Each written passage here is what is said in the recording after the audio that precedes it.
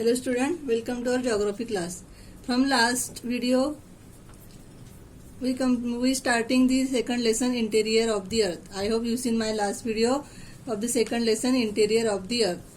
Last video we complete the geographical explanation. Now here we start the composition of the earth's interior. Here we start the topic of the composition of the earth's interior. Try this. Carry out of the following activity by dividing the student into two groups. Use the picture of on the back cover for reference. Of the Earth's interior. To understand the composition of the Earth's interior, let us perform an experiment. For this experiment, let us take clay balls of three colors: red.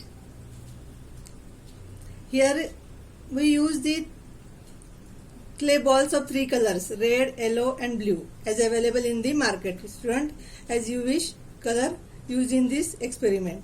Take clay balls of three colors: red, yellow and blue. Make the red ball bigger. Yellow and blue. Make a ball out of the red clay. Roll out the yellow color ball. On getting a flat roti-like structure, place the red color ball inside the yellow one, like we fill puran in a puran poli. Give it the shape of a spear. Make the red ball bigger. Student, here red ball is bigger. Roll out the yellow color ball. You will get a flat roti like structure. Place the red color ball inside yellow one, like you fill up puran in a puran poli. Place the red color ball inside the yellow one, like you fill puran in puran poli. Give it shape of sphere. Now roll out of the blue ball and fill the yellow one in it as done earlier. Make the sphere out of these two. Now roll out the blue ball and fill the yellow one in it as done earlier. Make a spear out of this too. Show the continents in yellow on this spear like a globe. Now our globe made from clay is ready. To see the interior of the earth, cut the spear exactly in half. We can now see various layers of colors inside the layers of the earth's interior. Come, let us name. Here student, show the continent in yellow on this sphere like a globe. Now your globe made from clay is ready. To see the interior of the earth, cut the sphere exactly in half. You can see various layers of colors inside like the layers of earth's interior. Here the experiment of earth's interior. In these layers: core, mantle crust, continental crust or oceanic crust. This diagram shows the structure of the earth's interior. Let us now gain information related to the interior of the earth. While going from the earth's surface to its core, major change occur in temperature and density. With respect to these two elements, the earth's interior crust can be divided into three layers, namely crust, mantle and core.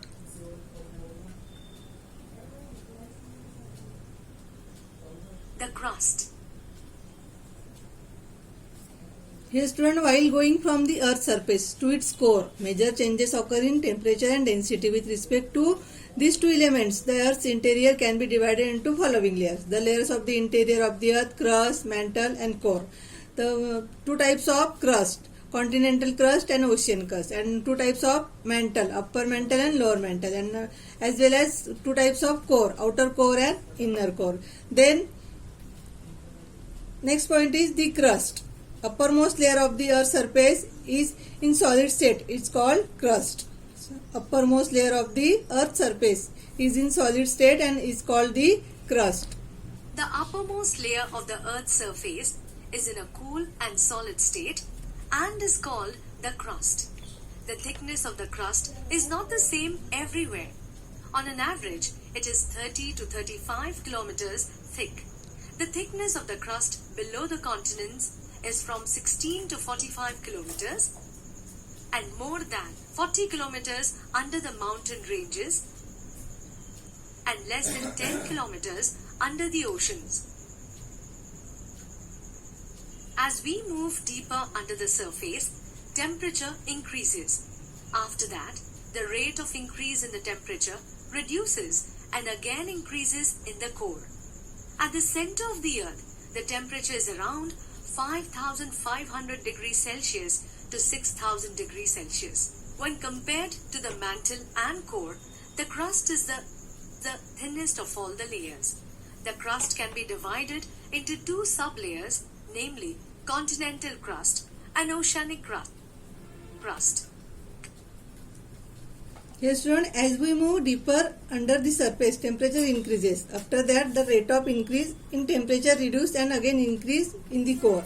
The crust is in thinnest of all the layers when compared to the mantle and core. It can be divided into sublayers, which are these continental crust and oceanic crust. Now here first point is continental crust. The continents are mainly composed of silica or aluminium because of their high proportion in this layer. The layer was earlier known as shear. Come, let us now gain information about these sublayers. Continental crust. The continents are mainly composed of silica, Si, and aluminium, Al. Due to the high proportion of silica and aluminium in this layer, the layer was earlier known as scion. Since the elements are light in weight, they are found on the outer layer of the crust. Many continents have been formed through scion. The density of continental crust is 2.65 to 2.90 grams per centimeter cube. The thickness of this layer is approximately 30 kilometers. Granite rocks are mainly found in this layer. In the continental crust, granite rocks are mainly found.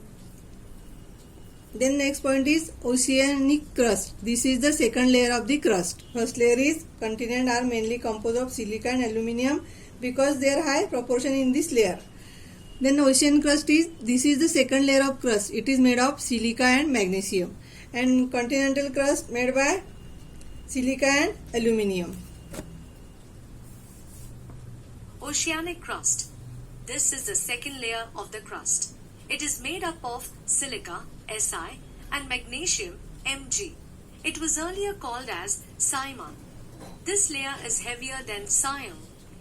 Mostly the ocean floor is made of this layer. This layer is approximately 7 to 10 kilometers thick. The density of this layer is 2.9 grams per centimeter cube to 3.3 grams per centimeter cube. In this layer, basalt and gabbro rocks are mainly found. Always remember, there are various elements found in various layers of the Earth's interior. There is a lot of difference in their density too. Amongst them, the density of silica, Si, and aluminium, Al, as compared to other, is low. The density of silica. Here student, always remember elements found in various type of Earth's interior: silica, aluminium, silica, magnesium, nickel, and ferrous. See here, elements found in various layers of the Earth's interior. Si, and magnesium, Mg, is medium, whereas the density of nickel, Ni, and ferrous iron, Fe, is high. Do you know there is a discontinuity between the continental crust and oceanic crust? It was first deduced by a scientist called Conrad and is named after him as Conrad discontinuity. There is a discontinuity between crust and mantle too. This discontinuity was deduced by a scientist called Mohorovicic. Hence, it has been named after him as Moho discontinuity. There is discontinuity between mantle and core too. It has been named after Gutenberg, a scientist, as Gutenberg discontinuity. There is discontinuity between mantle and core too. It has been named after Gutenberg, a scientist who discovered it. Students, draw this diagram in your notebook. Come, let us now seek information about the next layer of the interior of the Earth, mantle. Next layer is mantle. Below the crust lies the mantle. Mantle can be divided into two layers, upper and lower mantle.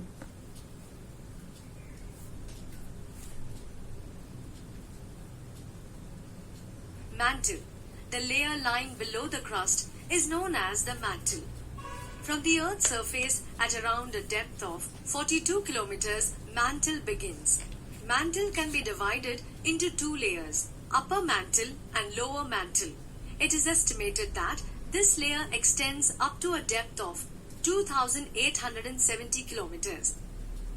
The average density of this layer is 4.5 grams per centimeter cube, and it increases with depth. Reason being increasing pressure.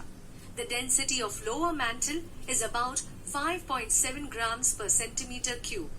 The internal energy released due to endogenetic movements occurring in this layer is responsible for mountain building, rifts, volcanic eruptions, earthquakes, etc. The upper layer is more in liquid state. From the mantle, the upper layer is more in liquid state. Here one finds magma chambers. It is through these chambers then magma comes out on the earth's surface during volcanic eruption. The layer is known as asthenosphere.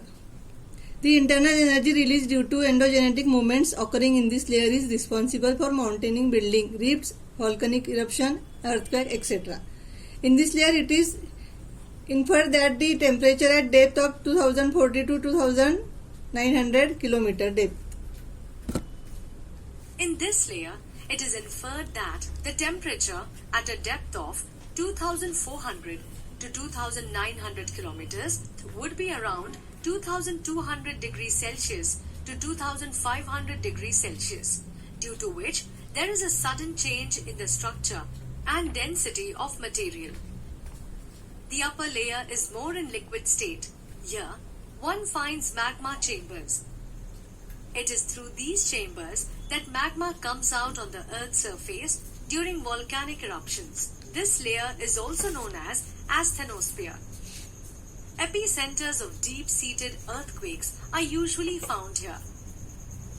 Come, let us now seek information about the third layer of the interior of the Earth. Here students complete our two layer, crust and mantle. Then next period we complete the next layer is core.